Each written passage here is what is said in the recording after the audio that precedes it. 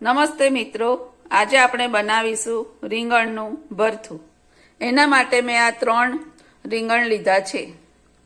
એને મેં ધોઈ લીધા છે અને લૂછી લીધા છે અને ચપ્પુથી એમ આખા રીંગણમાં થોડે થોડે અંતરે આમ એને ફેરવતા જઈ ને આમ કાપા કરી લીધા છે।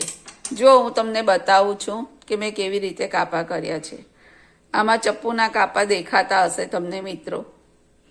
જુઓ મિત્રો, ચપ્પુના કાપા દેખાતા હશે આમ તમને। આવું 3 રીંગણમાં મેં ચપ્પુથી કાપા કર્યા છે।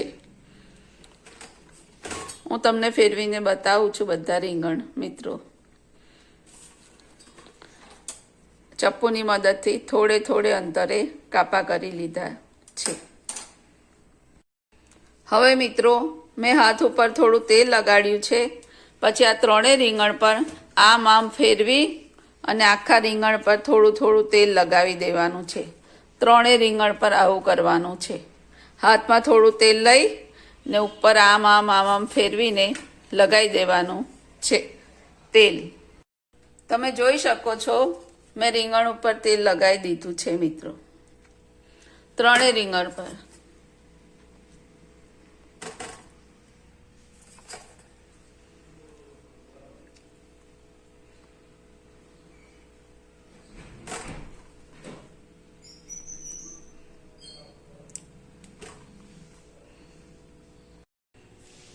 મારી પાસે આ સ્ટેન્ડ છે, એ સ્ટેન્ડને મેં ગેસ ઉપર મૂકી દીધું છે।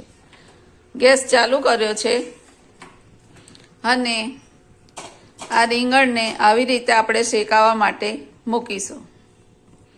નાના રીંગણ હોય તો 2 સાથે પણ મૂકી શકાય છે। મોટું રીંગણ હોય તો તમે 1 મૂકી શકો છો।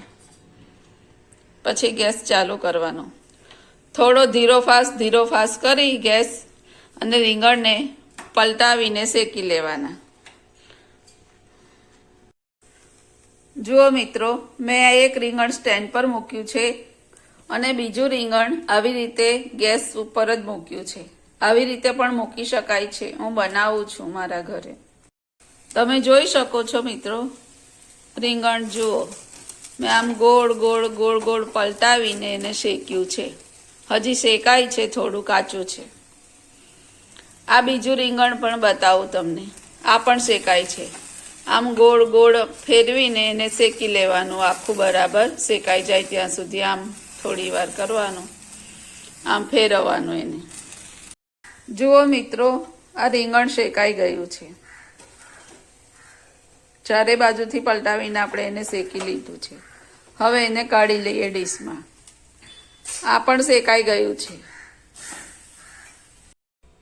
રીંગણ શેકાઈ ગયા છે ને ઉપરથી જે આવી કાળી છાલ હતી એ મેં આ 2 રીંગણ પરથી ઉતારી લીધી છે અને હવે આ 3જું રીંગણ શેકાઈ ગયું છે, એની છાલ આપણે ઉતારી લઈએ। જુઓ મિત્રો, આવી રીતે રીંગણની છાલ ઉતારી લેવાની અને અહીંયાથી અલગ કરી દેવાનું ચાકુની મદદથી। આ ડીટા કાઢી અને ફેંકી દેવાના। આવી કાળી છાલ ઉતરી જશે ઉપરથી રીંગણ પરથી અને આને નાના નાના પીસીસ કરી લેવાના, માવો કરી લેવાનો હાથથી, ચમચાની મદદથી।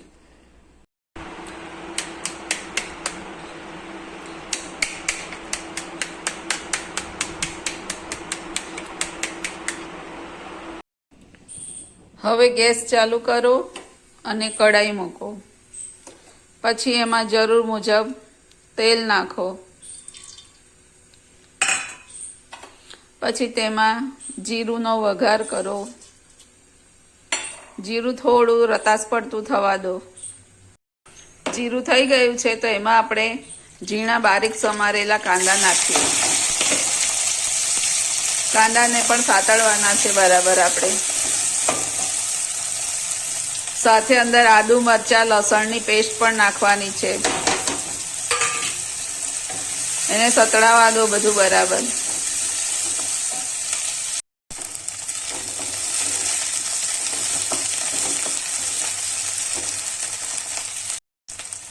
હવે આપણે એમાં ટામેટા નાખીએ ઝીણા સમારેલા। એને પણ સારી રીતે આપણે સતળાવા દઈશું। થોડું આપણે મીઠું નાખીશું. મીઠું પોતાના ટેસ્ટ પ્રમાણે નાખવાનું. મીઠું એકવાર ચેક કરી લેવાનું. હવે એમાં ધાણા જીરું અને હલ્દી પાવડર નાખીશું.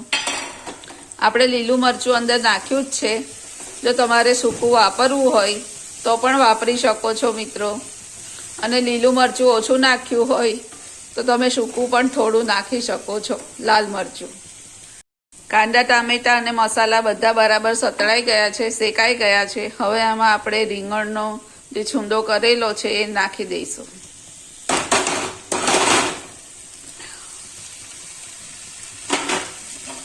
હવે એને હલાવો, બરાબર મિક્સ કરી દેવું.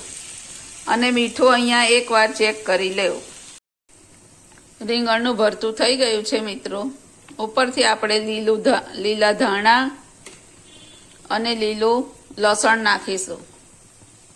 જો તમારી પાસે લીલું લસણ ના હોય તો પણ ચાલે. સૂકું લસણ આપણે અંદર વાપર્યું જ છે. હવે એને હલાવી દો બરાબર અને સર્વિંગ બાઉલમાં કાઢી લો.